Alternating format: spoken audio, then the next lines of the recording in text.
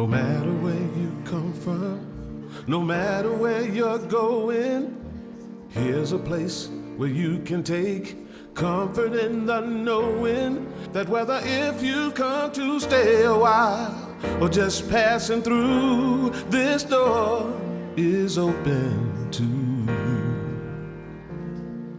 Come and let's be silent. Come and share a hug. Come, let's pray together. Come, love and be loved. From the blissed out to the turned out, from the pampered to the abused, this door is open to you. Come on in.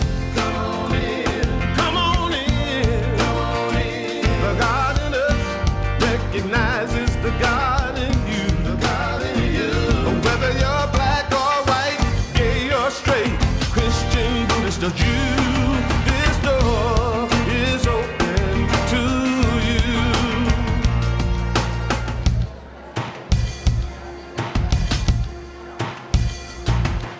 If there's some kind of trouble or pain you're going through, know that you are not alone and someone cares for you.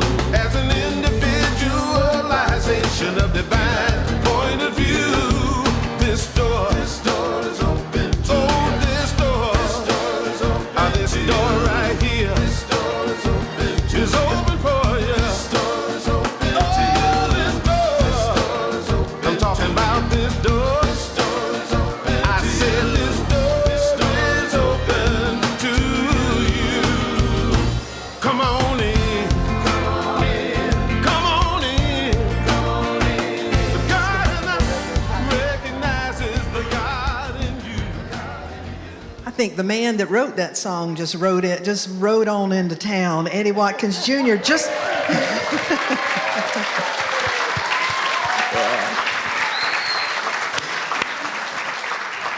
just made his home in Hendersonville, North Carolina. So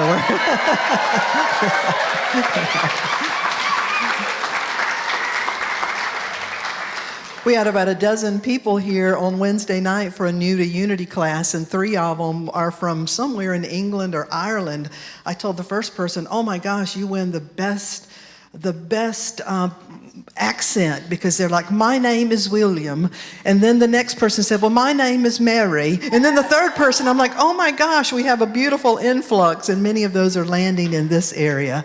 So would you welcome those around you this morning? Welcome to the love and to the light, the beauty of this place today. We're so glad to have you here. My name is Darlene Strickland, and we always begin our time together in prayer. I invite you to just take a moment as we turn our awareness within. We greet this day at this time together. It requires letting go. Somebody this morning said, I spilled a blueberry smoothie on my white pants on the way to church. That is part of life. Sometimes having to have those do-overs, but still arriving and saying, you know what? I'm still grateful that I'm here. I'm grateful that I want to be here. Today we explore what it is to be in integrity, what that really means, and what's that calling to us in deeper ways. And so we give thanks for this opportunity to be blessed and to become a greater blessing. Thank you, God, and so it is. Amen. Thank you. Would you please stand as you're able and join us in this opening song that says, One Big Family.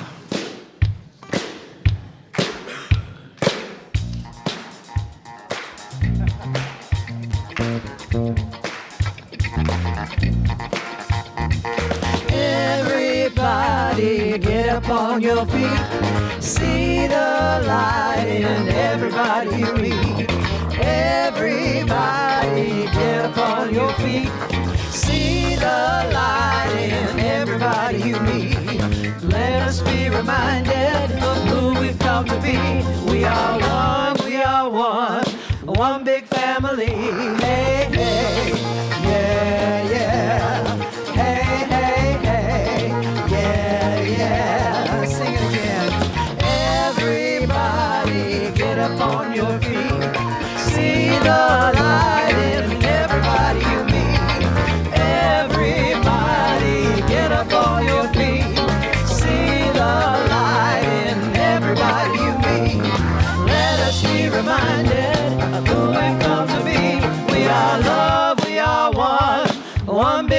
family. Hey, hey, yeah, yeah. Hey, hey, hey, yeah, yeah. Hey, hey, hey, yeah, yeah. Would you take this opportunity to turn and welcome those around you this morning? Welcome to Unity of the Blue Ridge.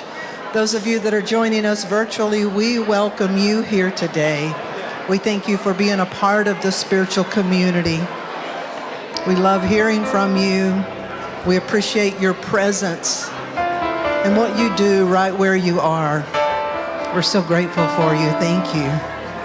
Each and every one this morning.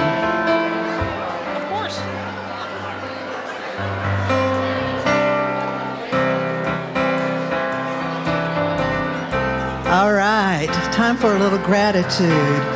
Can you feel that gratitude all around you this morning? Gratitude before me, gratitude behind me, gratitude to the left of me, gratitude to the right of me, gratitude above me, gratitude below me, gratitude within me, gratitude all around me. Sing it out. I'm so grateful. I'm so grateful. I'm so grateful. I'm so grateful. I'm so grateful. I'm so grateful. I'm so grateful. I'm so grateful. Gratitude before me. Let me hear you. Gratitude behind me. Gratitude to the left of me. Gratitude to the right of me. Gratitude above me. Gratitude below me. Gratitude within me. All around me. And I'm so grateful. I'm so grateful. I'm so grateful. I'm so grateful. I'm so grateful. I'm so grateful.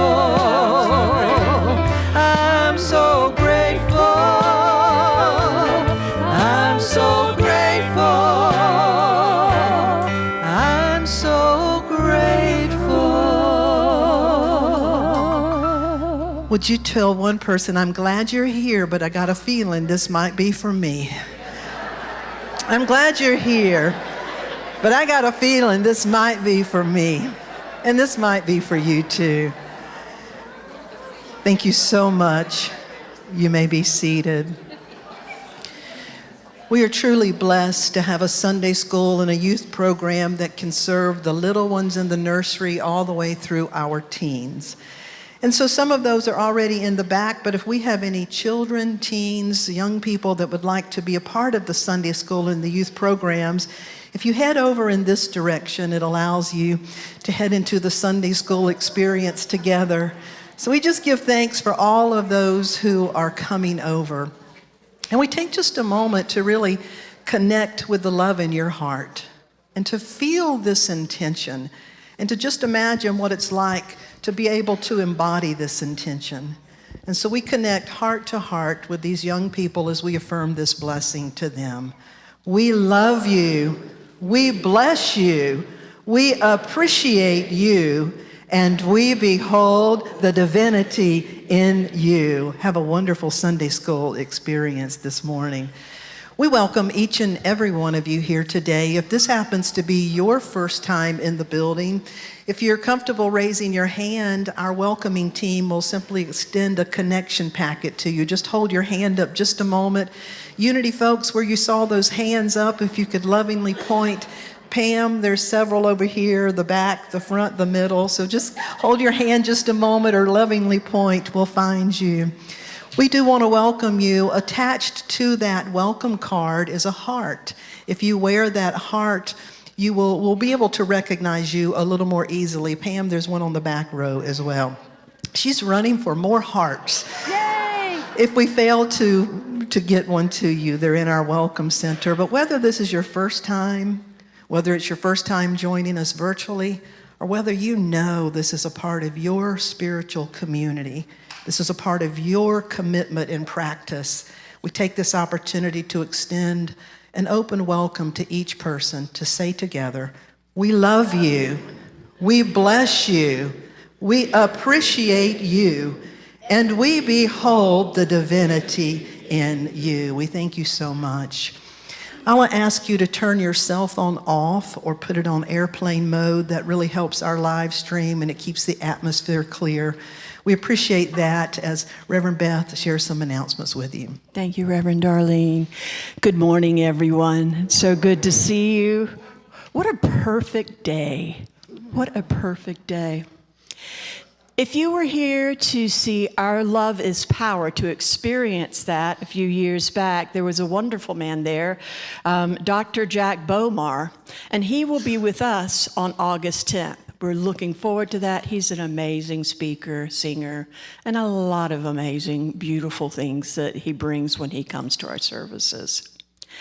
On every Thursday night in August, from 6 until 7:30, there will be the For Abundance Principles class that will be held here.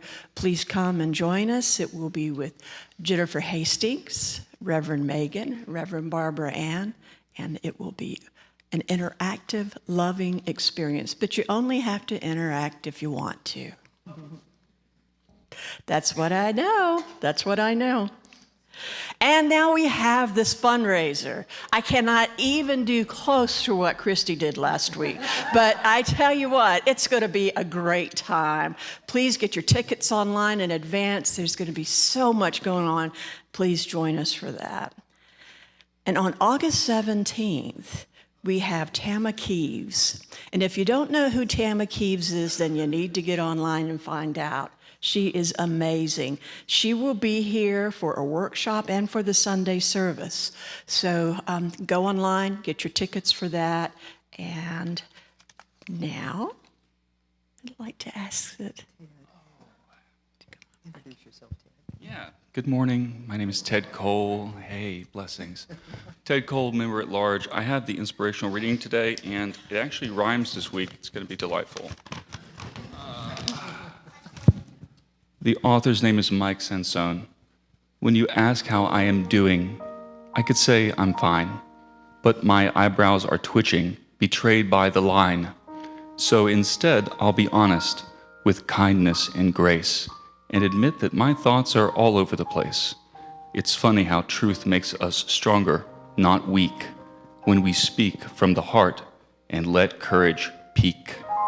A sigh, a tear, a joke that's half told, all signals that trust is starting to unfold. I don't need perfection, just you being real, not polished up answers that muffle your feels. Let's skip the small talk and dance with what's true. Even the awkward parts, me and you too. So here's to the brave ones who dare to be seen, messy and human, not brittle or mean. In a world full of filters, let's choose to be clear, honest and hopeful, with hearts that draw near. And so it is. Thank you, Ted.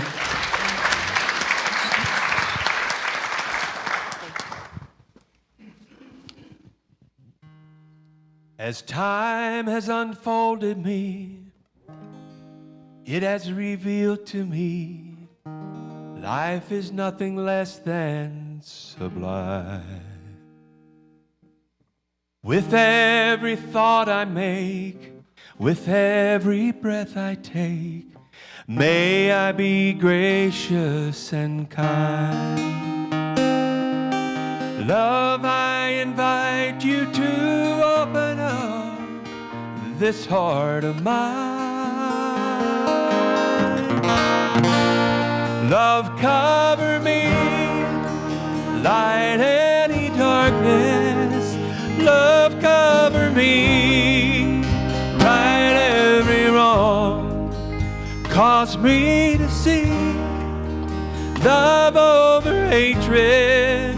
Guide me to be faithful and strong. Love cover me.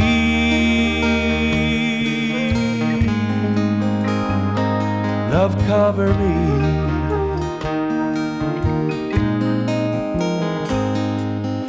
Kindness wash over me. Make me a symphony. Play every note you can find. Make me reverberate, gently deactivate, slowly flow out of my mind. Find me a melody, dance and let my anthem be. Love cover me, light any darkness.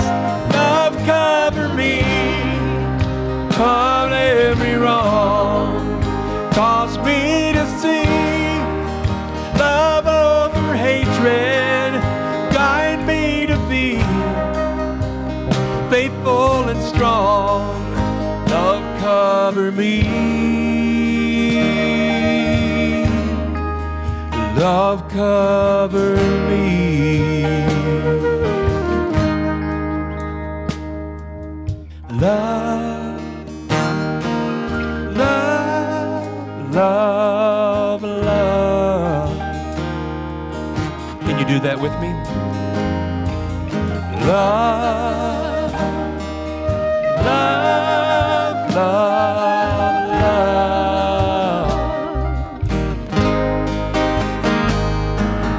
Love, I invite you to open up this heart of mine.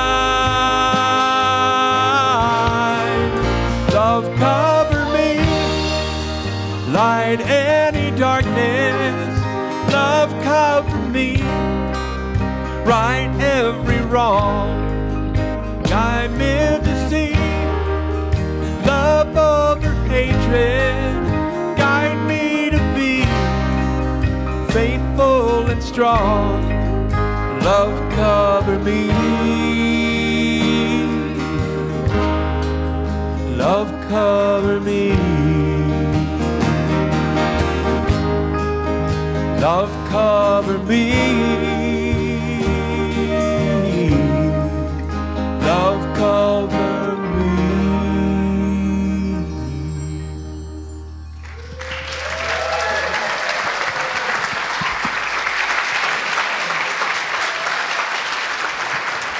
Brian Hilligoss, thank you so much, Brian. We are so blessed with so much incredible talent around here in this band.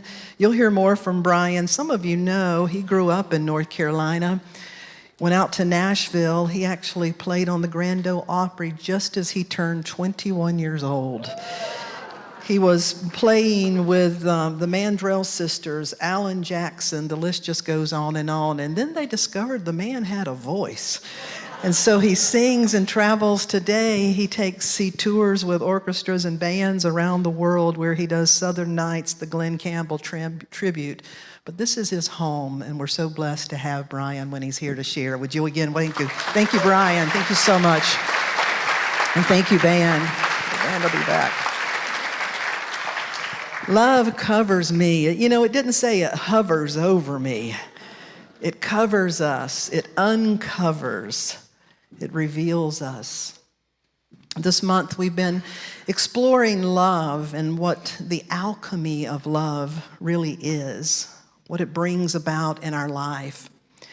And today we take that a step further, because if love is really at the core of your being and the core of your life, then you are living a life of integrity. Today's talk is titled, The Shape of Integrity. Now, integrity is one of those interesting words that tends to mean different things to different people. You know, are you being really in integrity just because you're being true to yourself? Does that mean true to your story? Does that mean true to your version of the truth? Does that mean our fears? What really is integrity? What brings it about? What does it ask of us, and what does it bring when we dedicate our life to being a life of integrity? I want to begin with a story that helps us understand why sometimes integrity may be so hard. This is a story about a couple who finally were reaching the age of their retirement, and they wanted to make their dream trip. They wanted to go to the savannas of Africa, and so they did.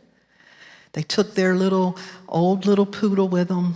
They went to Africa, where they were going to stay in this remote area for a month. Well, the first morning they were so excited, they got up, and not really thinking, they opened the door and they let the little poodle out to go potty. And the little poodle was so excited. This old poodle had some young energy, like, what are these smells? What is this place? And drifted off a little too far and found himself in the jungle and kind of got lost. And then all of a sudden, this little poodle noticed a lion, and thought, oh Lord, I did not come out here to be somebody's breakfast. This is not good.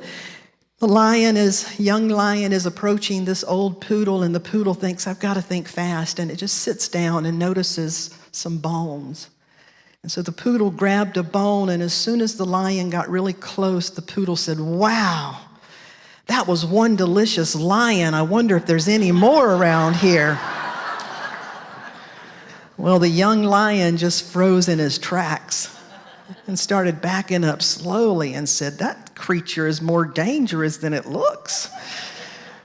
Well, high in the trees, a monkey had been watching all of this.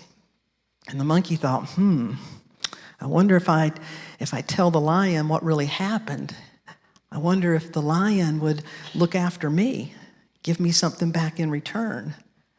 So the monkey chased after the lion and told the lion what had just happened, that he'd been outsmarted. And that young lion was embarrassed.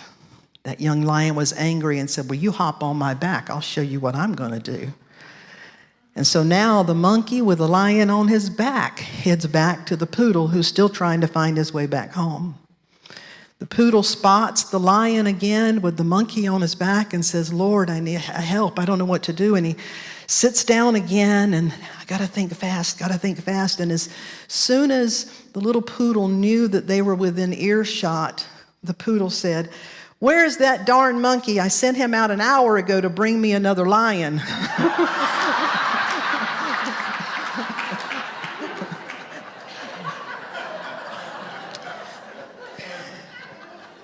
That's a long joke, kind of a bad joke, but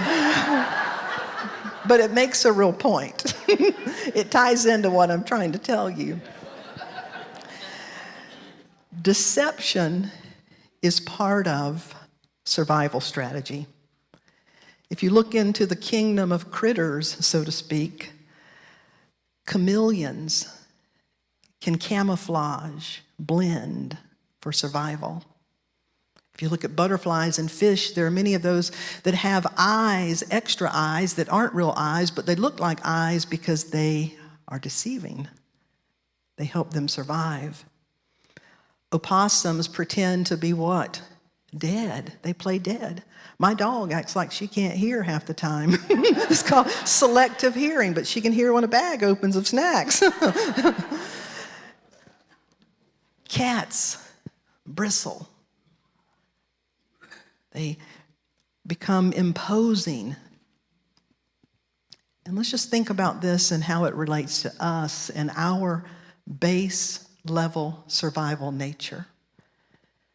Have you ever been a chameleon and just tried to blend in, and yet you knew it was costing you something? Have you ever felt your ego puff up, try to make yourself look bigger than you really felt you were in that moment? Being deceptive, less than honest, this capacity to deceive really is wired in to base survival nature. And that is why all the scriptures tell us again and again, you must die before you die.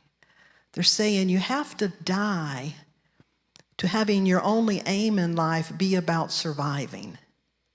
Because if you do, deception and lying and self-service is going to be as high as you get on that. And so you have to die to those base level desires and be born again to a higher way of being, that rather than having deception be what guides us in feeling safe, in making our exchanges and how we relate and get along, of being more integral. And that's what we're going to look at today, what that truly means, what it means to be in integrity, to be in alignment. Now let's just take a moment and consider our current day and our history. Unfortunately, deception and denial become normalized. And you know, little kids will be honest. I remember when my nieces and nephews were little, one time we made some cookies and they were sitting there to cool off a little bit, and I looked at my nephew and one was missing and he had like chocolate on his face, and I said, "Did you eat one?" I don't know where it went. It's part of our learning. It's part of the growth process. But when deception and denial become normalized, especially in adults, especially in every life, in cultures, in nations, we've got a real problem, Houston. When that becomes the status quo, something has gone amiss. And if you look around, it doesn't take long to see that that's happening, and we lose the shape. The shape of integrity is the shape of wholeness, and we're losing that shape of wholeness. Just a few examples. Take climate change. There are facts, scientific facts. It is real. And no matter how many agencies you close or you try to downplay or distract, the consequences are coming to bear upon the earth and upon the inhabitants of the earth. Some things can't be downplayed. We try to camouflage or erase history. Many countries, our countries too, we fail to really talk about the indigenous peoples that were in this land, on this land, living healthfully on this land. We fail to talk about slavery and how that is a part of our history. And if we try to whitewash it or omit it, rather than allowing it to come up and say that was a part of the story and we are not proud and we've learned and we want to go beyond, but rather than allowing it to come up for healing, what happens is it stays underground and it continues to fester. These things are rampant and prevalent. Half-truths, how things spin. And then in our personal relationships, so many times we get messaging that may have worked at one time in our life, and yet we fail to grow out of it. We pretend to be okay when we're not. We say yes when we really need to say no. We avoid having hard conversations in the name of so-called peace or going along to get along. And while it may be easier, it adds to the illusion and it adds to the dysfunction. And when that happens within our own being, we begin to block vital energy. We begin to distance ourselves from our own truth, and without even realizing it, we create an inner dissonance. We have inability making decisions. We have inability trusting our inner truth, hearing the voice of truth, because we have muddled it up with these subtle ways of not recognizing how we betray our own personal integrity, how we betray our values to avoid conflict or to achieve something that we feel like we need. And so what happens is the shadow, the individual shadow, the collective shadow is fortified. It gets suppressed, we justify, we pretend. And while lies and deceit may, for a short period of time, shield from some personal discomfort, here's the real truth. It also shields from transformation, from integration, from living in a state of wholeness. And so the shape of integrity is wholeness. But now what about this? What if someone says, well, my goal is to get ahead at any cost, and their words and their actions align with that? Is that integrity? What if someone says, my values are to dominate and deceive, and that's exactly what they do. They're in alignment. Is that an integrity? What if someone is ruthless and their values are rooted in self-interest and domination or harm, and they act out of those consistently? Is that integrity? People often confuse integrity with consistency. They say, as long as I'm consistent with my truth, it was my truth. I'm sorry I hurt you, it was my truth. As long as I'm consistent with my truth and my values, and as long as I'm consistent with what I say Jesus says, then I'm in integrity. That happens a lot. But what if your values are rooted in your ego? What if our truth is rooted in some kind of image? We may be consistent, but that's not real integrity. Sometimes people will say, well, I just had to do it at the time. That's what felt right at the time. I had to be in integrity. Well, I hate to tell you, but raw feelings are not always faithful guides. Amen?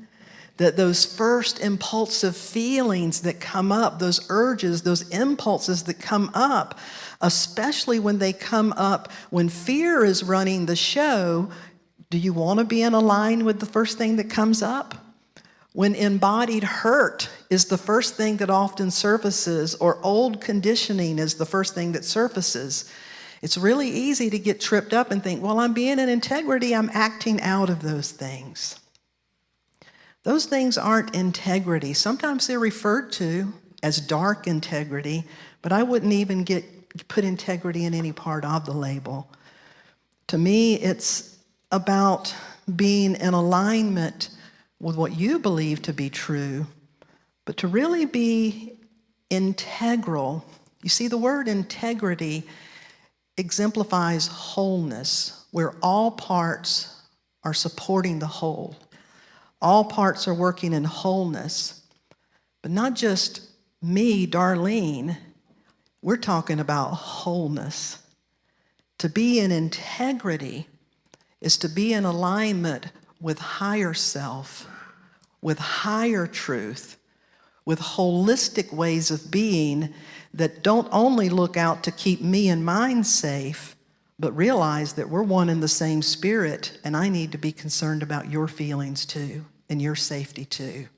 Is that starting to crack something open, what integrity is and what it's really not? The scriptures, if you look in Proverbs, the integrity of the upright will guide them, but the unfaithful are destroyed by their duplicity, deceit, double standards. Charles Fillmore, the co-founder of Unity, described integrity as faithfulness to divine principle. It's not just about being true to yourself. He said it's about being true to the highest in yourself and in all being. In Buddhism, integrity is tied to right action, right speech, right livelihood. And these are practices that reflect going beyond self and being connected to the heart of humanity, the heart of all compassion. When we're aligned in truth, when we're truly integral, we really are in step with love. There's a powerful story that shows up in the Bible. It's in the book of Daniel. If anyone is interested, it's in Daniel chapter 3. This is a story that some of you may find familiar, but you may not know the backstory. Now, in Unity, when we're looking at whether it's the Bible or the Bhagavad Gita or sacred text, we're looking at them to discern what are the transcendent truths that are greater than the historical time or the individual. Charles Fillmore, the co-founder of Unity, believed that a lot of the Bible could help us represent, that the characters could point something about our character. And so when we look at it, we're looking for the metaphysical, beyond physical. We're looking for the symbolic and mystical meaning that still should apply today across tradition. So I want you to hear this story in this context. Again, it takes place in Daniel chapter 3, and it involves the King Nebuchadnezzar. You may have heard that name, King Nebuchadnezzar. He served as king from 562 to 605 BCE. He was known as the greatest king ever of Babylon. And a lot of what he did was building projects. He was really focused on improving and building and creating things. He constructed some incredible buildings in this capital of Babylon. He created what is still known today as the Hanging Gardens of Babylon. Now, part of his doing this, he wanted the brightest and the best to come and be part of the royal kingdom. He wanted the brightest and the best to be working for him. And so he looked out and would look in the families of Judea, the Hebrew people, and he found 3 young men, Hananiah, Mishael, and Azariah. They came from noble families in Judea, and they were chosen for their intelligence, their skill, even their physical ability, physical appearance. It said they were beautiful men, strong. So these 3 young men were chosen to come and work for the royal palace, and they were happy to do so. They were very talented and skilled, and they put that skill to use. Their names were changed to become Babylonian names as part of the indoctrination, and they became Shadrach, Meshach, and Abednego. When I was little, I thought it was Shadrach, Meshach, and a billy goat for the longest time. I couldn't help but remember that this week when I discovered their original Hebrew names, which I never heard before. But Shadrach, Meshach, and Abednego. Some of you may know that story. So as the story goes in the book of Daniel, they have been doing great work. They've been praised for their work. But King Nebuchadnezzar, in part of his building, he really decided that he wanted to build this great, giant idol that people would worship, that would put him, because during that day, kings were also the Son of God. And so when you worshiped kings, you were worshiping them as the Son of God, essentially, as well. And so he went out to build this massive golden statue that was going to be 90 feet tall and 9 feet wide. So he did. He built it in gold. And after it was built, he made a decree that all the people would bow to that in honor of him. And so when it came time for these 3 young men to bow, they said, "We can't do that and be in integrity. That is not what we believe. That I just can't say that. It's not what I believe." And the king was offended and said, "You will do what I say, and if not, you see this furnace that we use to burn things? I'm going to heat it up 7 times hotter, and you're going to be thrown in this fiery furnace for everyone to see if you do not bow." And this is what they said, recorded in Daniel 3:17. "If we're thrown into the blazing furnace, the God we serve is able to deliver us from it. But if he does not, we want you to know we will not serve your God or worship the image of gold." In other words, God is able to deliver us. And if God does, so be it. But if God does not, what? So be it. Now, people, that's no guarantee. That's teaching us something about standing in integrity when there's no guarantee and there's no controlling the outcome. I may get saved here. I may get healed here. This may happen or it may not. But if not, I'm still going to stand in the truth of the principles that I believe in. So that's a powerful thing that they're showing us, that when they refuse to stand. And so as the story goes, the king does just what he promised. He fires it up 7 times hotter. Now, 7 is a symbolic number of completion. It tells us that we're talking about things that are spiritual here. And so he fires it up 7 times hotter and is forced to throw these 3 inside.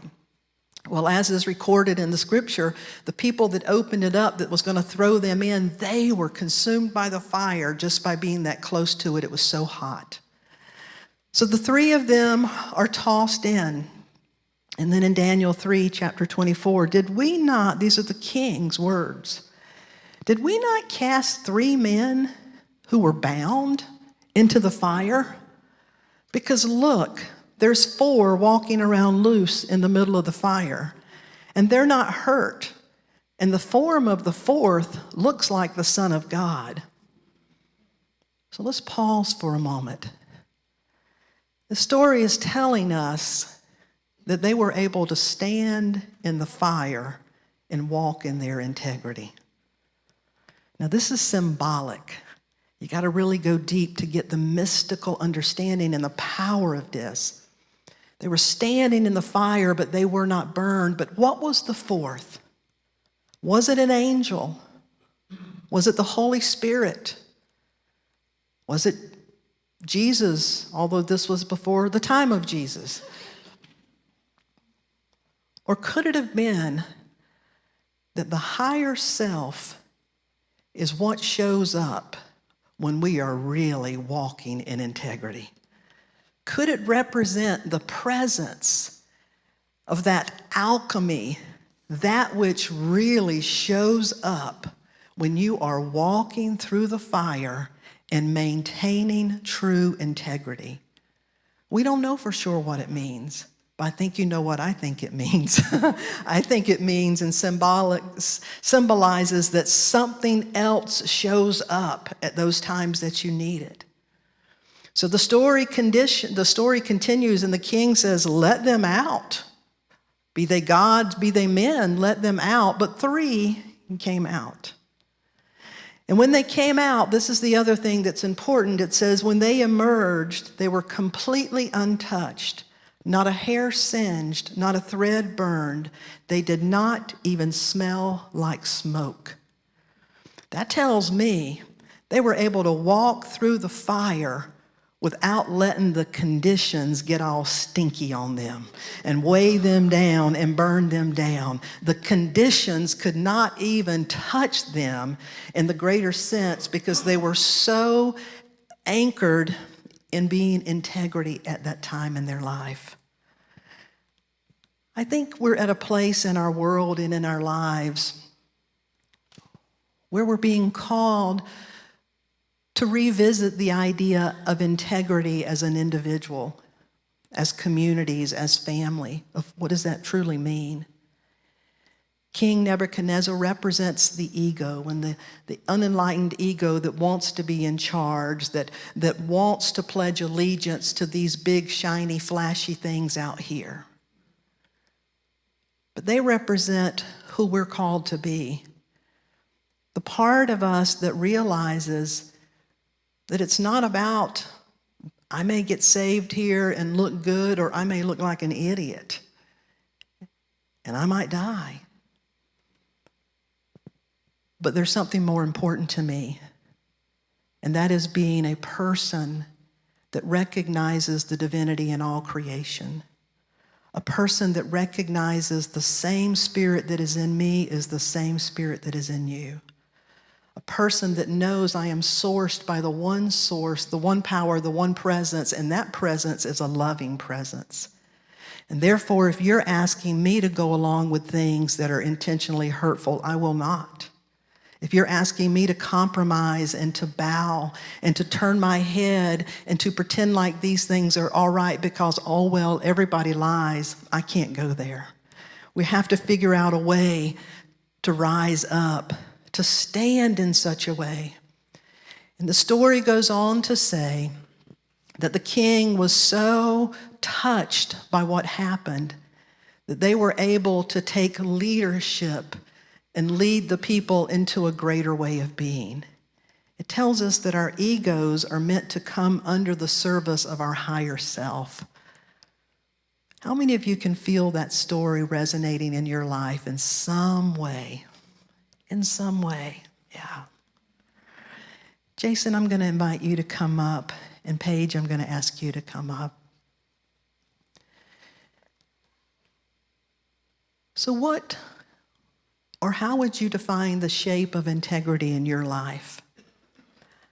Let integrity be the spirit, the shape that your spirit takes, not on just your best days, but especially on the days you're walking through the fire.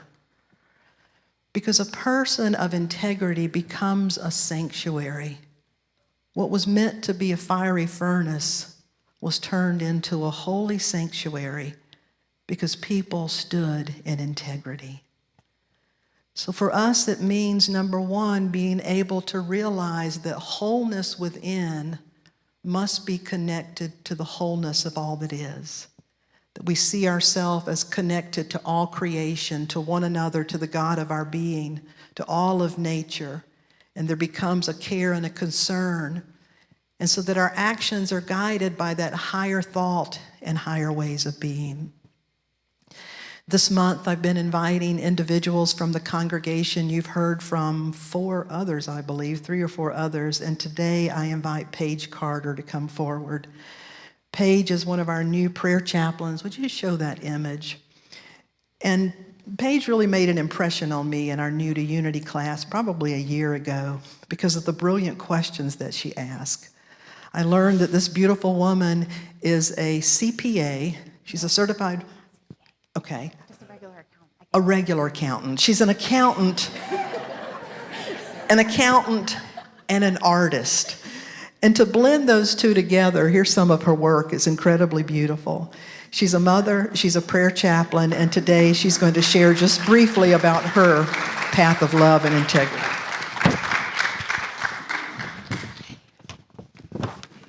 Good morning.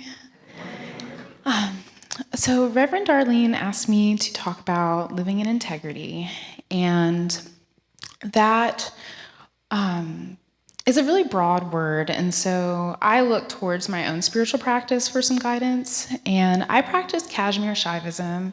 It's a type of Hinduism that's very non-dual. It's very similar to unity, and I found it through a very long, trying process of living life, and it's connected to how I see integrity in my own life. So I've kind of introduced 3 Hindu terms that kind of relate to my path of integrity. They're called the 3 gunas. They're talked about in the Bhagavad Gita. And they are the 3 energies that embody all beings, non-material and material. They're called tamas, rajas, and sattva. And so tamas is like a place of darkness or ignorance, but can also be a place of potential, of non-specific creation. And rajas is very expressive, it's very energetic, and it can be attention-seeking, but also that can be a good thing. And then sattva is very, it's about consciousness and higher thinking, the divine. It's very higher state of mind. So my journey of integrity started in a very tamasic place. My parents are both mentally disabled and divorced, and I have a third parent who is my godmother, and between the 3 of them, they shaped me in a very, very holistic way. Having disabled parents makes you look beyond what they can give you. It makes you look beyond their labels. It makes you look beyond what they can do for you and what they can commit to. Because at any point, one of them can go to the hospital. One of them can be unavailable after school. One of them can collapse in the hallway. And having Pam in my life gave me a respite and gave me a place to turn my loneliness into solitude, into productive solitude. And that's where I became an artist. In my early childhood, I found meditation and yoga. I wasn't a Hindu. I was still very Christian, specifically. I still am, but it's a little more complicated now. So when I found my spiritual path and I found my art, I was in a very lonely place, and I used it as a way to cope with that loneliness. I'm sure a lot of artists relate to that.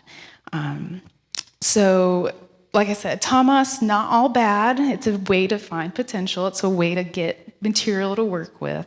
So that's where my integrity really found its foundation, is seeing people beyond their labels. It's shaped every experience, every interaction I've ever had. I don't think about what people can do for me. I don't think about what they do for a living. I often don't ask people that question. And I think that there is a lot of socialization that comes into being labeled. You're supposed to do it to fit in. You're supposed to do it to get by. And my capacity to do that was integrally changed. I saw people for who they are in the moment, what they express to me, who they are as a person. And so I kept growing and went into the world, and having that perspective can be very hard. You don't know all the social rules, you don't play the game. And so I was blessed to find friends who were also of that mindset. And so, not really knowing where to fit in, I became very Rajasic. I became very social, very outgoing, did a lot of art competitions, went to parties in college, found other friends, became an art history major, not an accounting major, and I pursued what I thought was what was true to my integrity. I wanted to find myself as an artist, in the world of art history. And so I continued to carry on that identity. I think for me, having integrity means that you're really solid in your own identity and what that means for you. And what you value in yourself is what you value in other people. And so I continued on to love myself and find a way to love others too. Having a very lonely childhood made me very selfish. It made me just thinking about myself all the time. And I learned to think about others through hardships, through betrayals, through romantic and friendship relationships, and just finding my own path. And so I went through a brief period of addiction, and I hit a very low place. And then when I got past that, I became a mother, and I quickly became a single parent and realized I needed to make more money. So I became a bookkeeper and then an accountant, and met the father of my second child. And he turned out to be a very emotionally abusive person, and really shattered all of my confidence, all of the Rajasic energy, the socialization that I'd put out into the world, all of the solitude that I had nurtured became loneliness, became really just a really bad place, a very dark, bad place. And during that relationship, I found my meditation again after getting to the very bottom of the bucket, and found Hinduism, and found my art again. I think all of those paintings I've done in the last 2 years. So that says a lot. Like I stopped producing for a while and then got back at it. So when I decided to be brave and stand in my integrity and leave that relationship, it was very hard. I had to sell a beautiful house. I had to let go of a lot of belongings, a lot of attachments. I had to rediscover what made me me, what I cared about. I lost a lot of friends. I lost a lot of connections, and I was trying to build a life for my kids. And so I bought a house, was really brave, stood up for my kids. My ex was, he was hitting my kids. He was not like abusing them, but it was doing corporal punishment. And I disagree with that. And so I took him to court, and that was very expensive, and it sucked. And, it was standing in my integrity, but it really was really hard. And buying my house allowed me to come to Unity on time. I live very close to here. It was another blessing. I would be late. I'd be tardy most days. Following my integrity allowed me to find my spiritual community. It was just surfing YouTube, looking for a live stream that I could watch in the morning with my kids, and I found Unity, and then it turned out to be in Mills River, which was wild. And so I started looking for a house. It just happened to also be near Unity, and so things just really synchronized and lined up.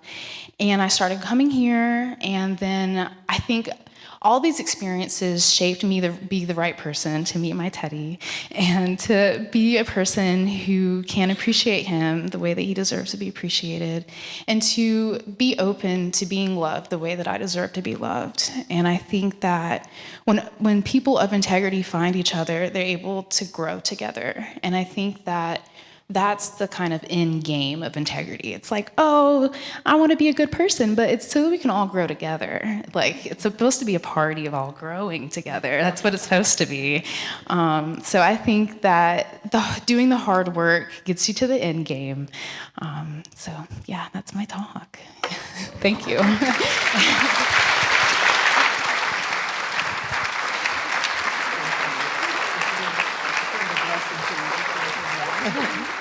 Ted.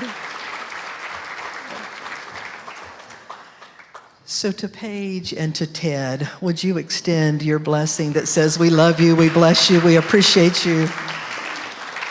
To Paige and to Ted, we love you, we bless you, we appreciate you, and we behold the divinity in you. Thank you both. Thank you so much. Thank you. Haven't you enjoyed getting to know people this month? Some of the stories, I'm looking forward to sharing more of those. So we've sort of opened it up. We're going to be going deeper over the weeks, and how do you really make this practical? But I'm inviting you to think about integrity, to begin to look at it in your life. And Brian is going to lead us here in a song. We're going to take this into a moment of meditative prayer to bring it all together. I lift my heart to you, the light within, the source of all I do,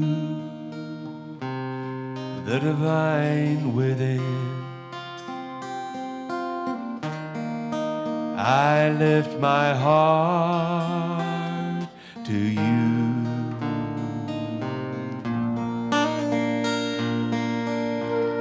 I'm going to invite you to close your eyes for just a moment. I lift my heart to you, the divine within, the one power, the one presence that I see in all creation. I lift my heart to you as a recognition that it is the source of my being, the beating of my heart, the enlivenment that I am. I lift my heart to all that is, to the great I am, to the one power, the one presence, the one spirit. We acknowledge that there is one life that animates all creation. There is one spirit that sources every being.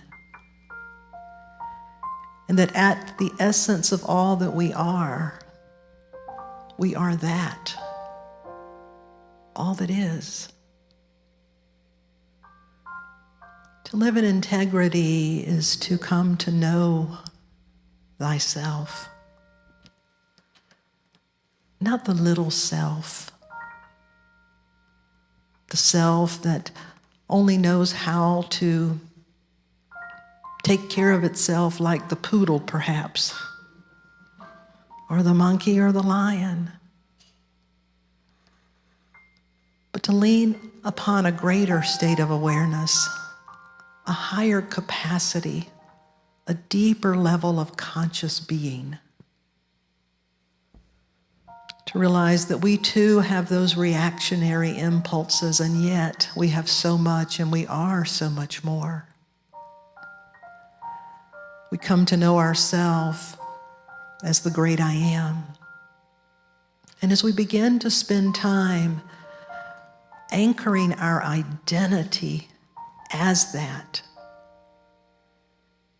then we're taking the shape of wholeness. Because this is all about me, and it is all about all that is. It is about putting all creation into this state of wholeness, of oneness. And it doesn't mean that we have to go along with everything. We should not. It doesn't mean that we're going to like everybody. You will not. It doesn't mean that you don't have boundaries and choices and preferences, because you will and you do. It means that all that you are and all that you do comes from an informed state of awareness. We have the wherewithal to say, what is guiding the stand that I'm taking? Is it an egoic stand? Is it a stand that is clinging to an old story? Am I reacting here, or whatever I'm feeling, is it literally because I have embodied trauma? It's beginning to do the healing work within our own being, within our own relationships. It's keeping our house in order. Jesus said, a house that is divided cannot stand, so it's putting our own house in order. That all that we do can be in integrity, an integral part, an integrating of the wholeness of all creation. And so may we begin to spend some time considering what that looks like. What is the shape of integrity in my life? And how am I being called into deeper communion?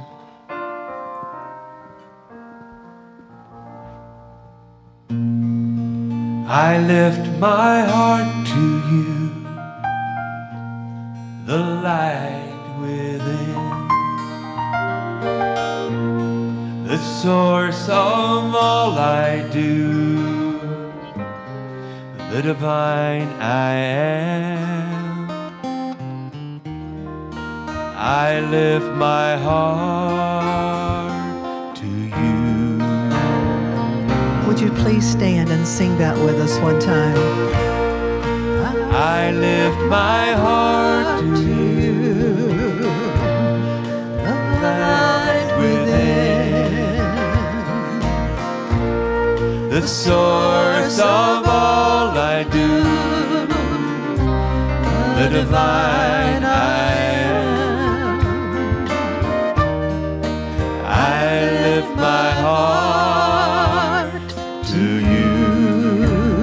Sing it one more time. I lift my heart to you. I lift my heart to you, the light within, the source of all I do, the divine I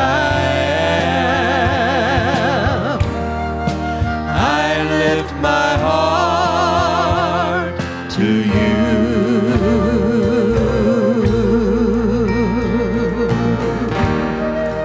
I lift my heart to you.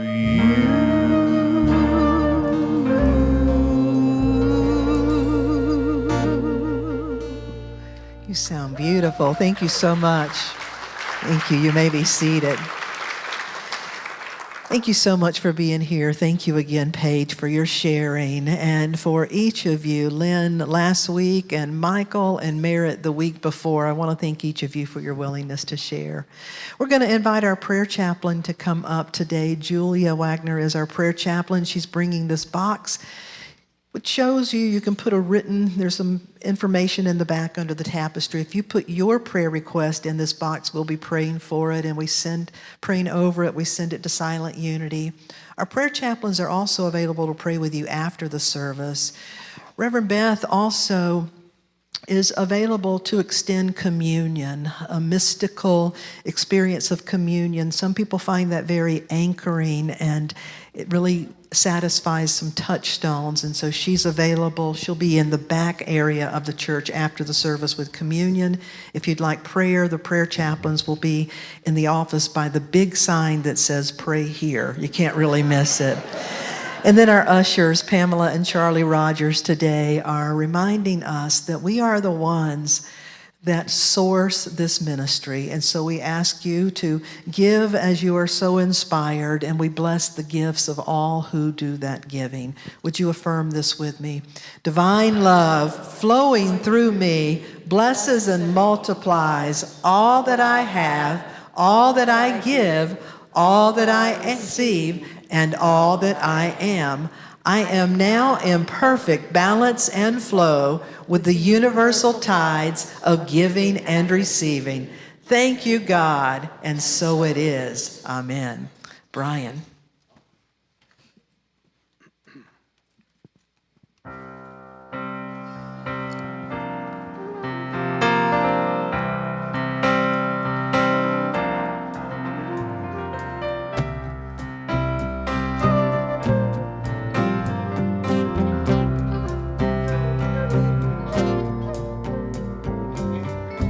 As I look into these eyes I've known all of these years,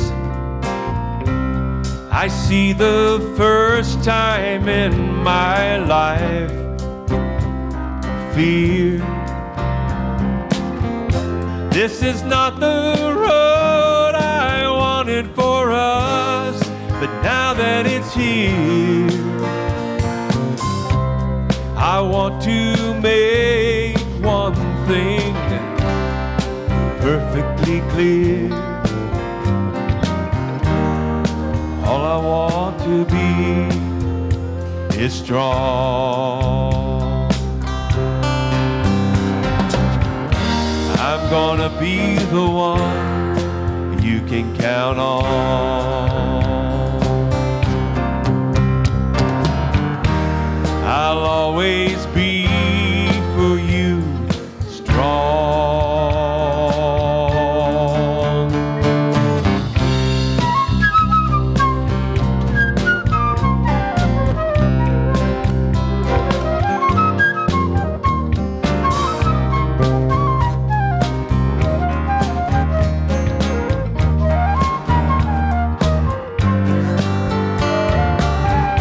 I'm a broken prize, all neatly wrapped, but cracked inside.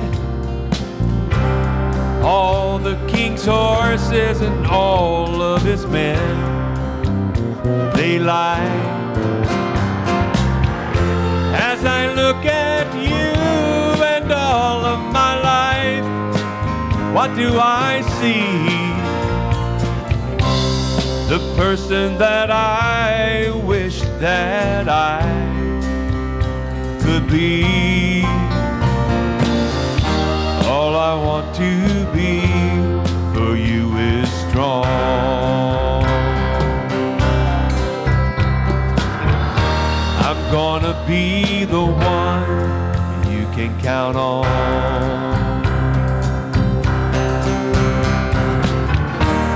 I'll always be for you strong.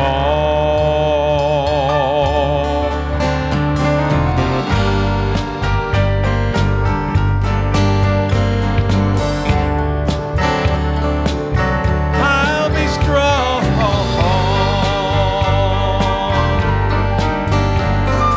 so strong.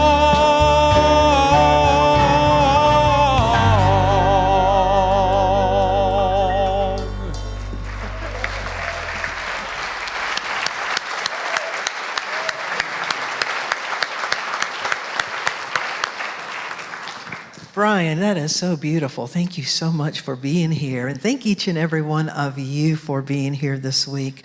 Just remember, in August, on Thursday night, the new class series will begin. I hope you'll come out and enjoy that. There's many things going on, so we can tell you about those in the lobby. We bring this service to a close. I invite you to stand as we close in song, Let There Be Peace on Earth. Let it begin with God's love in our heart.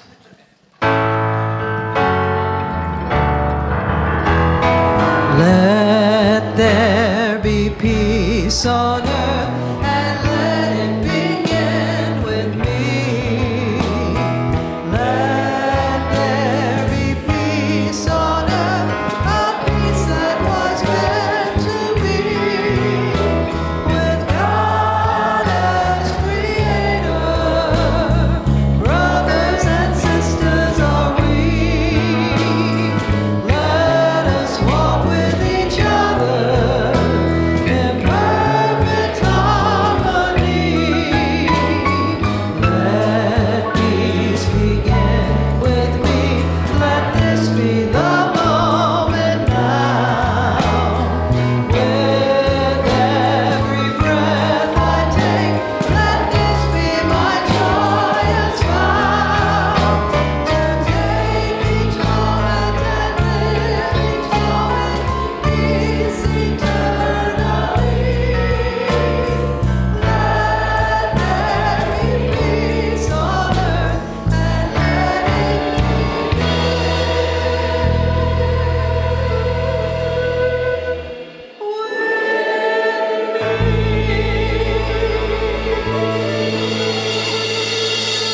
Yes, have a wonderful week. Thank you so much.